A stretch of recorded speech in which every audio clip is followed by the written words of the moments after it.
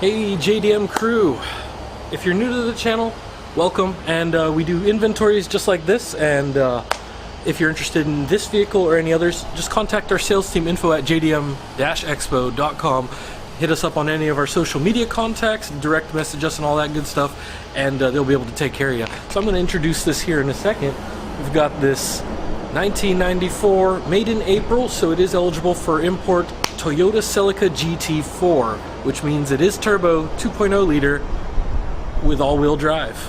And actually, let's jump in and we'll show you a little bit more about how this actually runs.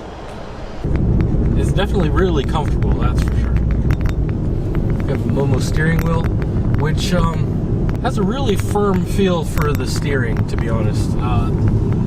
Some other cars that are rear-wheel drive or four-wheel drive, sometimes the power steering is a little bit too light, you know, on the control. This one feels nice and firm, that's for sure. And we do have the black and wood trim here. But all in all, yeah, the interior is in really great shape. And it's nice and comfortable. Oh, and best part is, I actually have a cup holder here. I was really excited about that. We've got the Panasonic head unit here with the Navi system.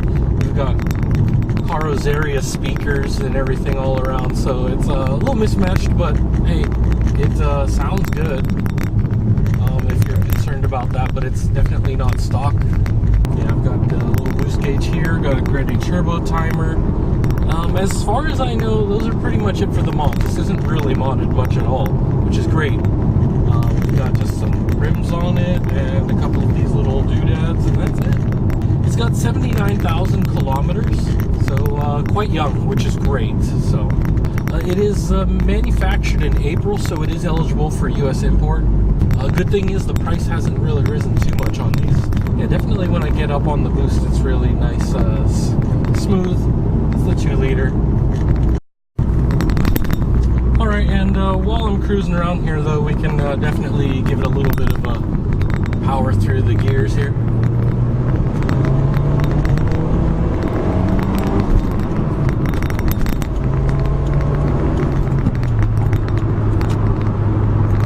It definitely goes through the RPMs real smoothly, which is really good.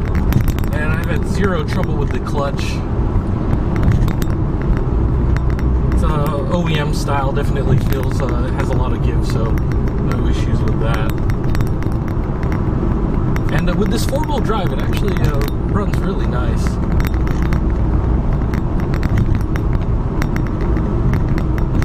Of course, I'm not up in the mountains enjoying it, but you know, it's still really nice driving around here in town. Good old AC is working, so climate control's fine on this one. We're actually heading into like the low 90s now, in the upper 80s, low 90s, and it's you know, it's not even June yet, so a little bit more to look forward to. Let's have a look.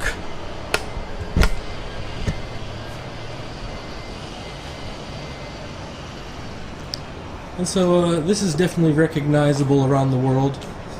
This version of Celica, very, very distinct with its 4 eyes and that rally pedigree. A lot of people might remember the Castrol version with the white, red, and green. It looked pretty good. This one's yellow, and yeah, the paint's in really good shape.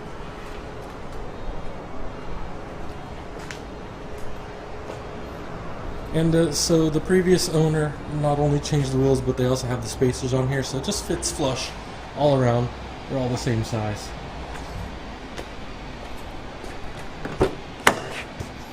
And the interior is really, really nice on this. It's in great shape. See the original Celica floor mats. They do have a little USB charger there. And they actually have that direct wired inside, so that's really good. And we have the Momo steering wheel and this Panasonic head unit there with Navi system, and we've got the Carrozzeria speakers all around, so it's even got these little tweeters on the side. They've upgraded those and the back ones.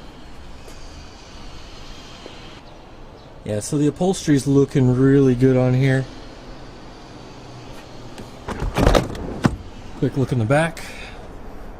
So it does comfortably seat 4.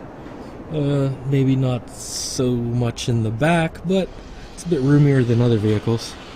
Definitely better than the RX-7 and some of the Supras there. So yeah, hopefully it reclines just fine, slides just fine, and I love this, cup holders. So you do have legit cup holders on here.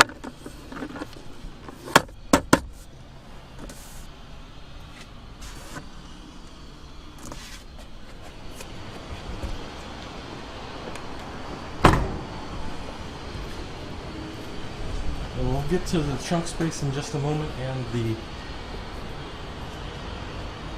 engine bay here. Alright, so we will get to the trunk here in just a moment and to the engine bay, but first let's check out the driver's side. And the door panels and everything are in excellent shape. Just get some detail of that nice upholstery there.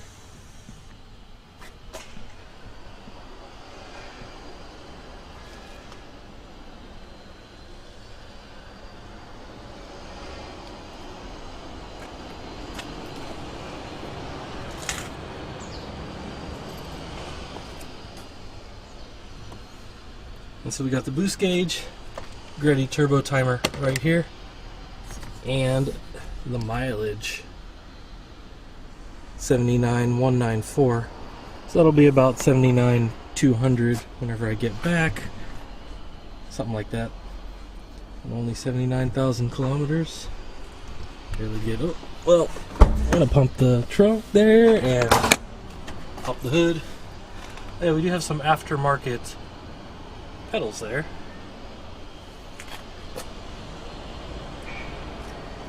Just have another look at that wood style trim there. Let's have a look in the trunk.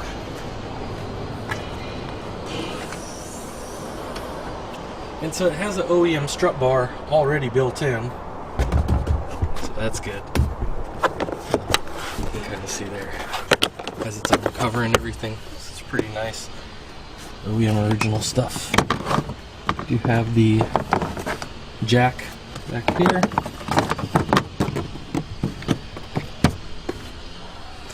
You have the CD changer. And right here, the trusty spare tire, which is mounted under here. So there's that. You can see the tire. So that's good, and this is still attached and the hydraulics are looking and working good. You can see there, the lowers.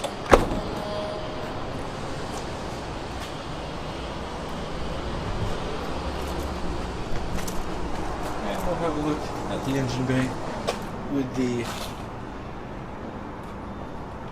vents, and it has this dual intake there, partly through there. So you'll see with the airbox, it actually has a little funnel for that, and then there's the other side vents right there. So yeah, right here, this is where that port goes in on the intake. So that's pretty cool. There's the intake airbox, air filter, going through the turbo, and blast that around towards the intake.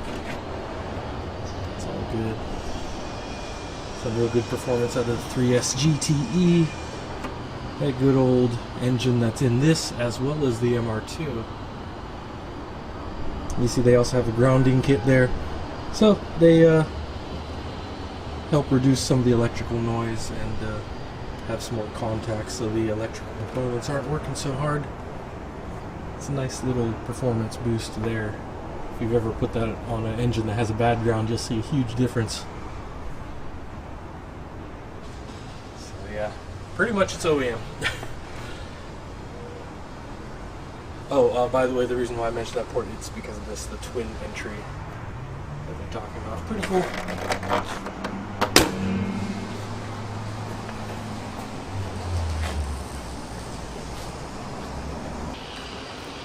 Alright guys, if you're interested in this or any other vehicles, make sure to hit up our sales team info at JDM-EXPO.com, and they'll let you know more about this or any other vehicles you might be interested in. And we've definitely had a lot of these already come through, and we're not even halfway through 2019. And definitely the Celicas are up there on the request list, especially, you know, most folks are looking for Supras and Skylines, but a lot of folks do remember these guys as well as RX-7s and other classic JDM vehicles.